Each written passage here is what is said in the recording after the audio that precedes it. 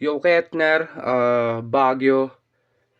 Ito ang entry ko sa Process of Illuminations 8. Ang napili kong kalaban ay si Kuya Sur dahil siya yung pinakamadali kong magagawan ng concept. So di ko na pinahirapan sarili ko kasi magkalugar kami dati. So, yeah.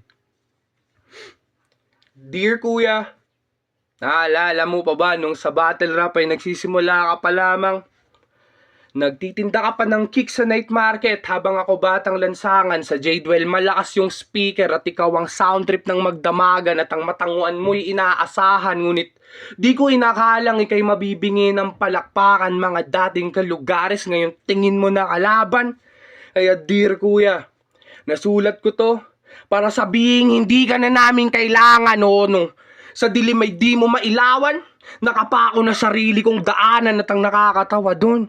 Hindi natin kalugar ang nagbigay sa aking tahanan no ngayon ay FRBL represent at sa Bagtown undisputed ako bitch at kung maglalabasan ng kulit pwede ko nang sabihin na sa Baguio ako na pinakamalupit at yan ay no debate kahit umuwi si Sir Ivan at magkadebate pa ulit ano.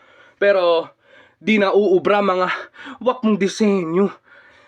Lugar natin di ko pagpapalit kahit sabihing di yun henyo. Pagkat ang Baguio, gold at ang gintong galing sa amin ay walang katumbas na premyo.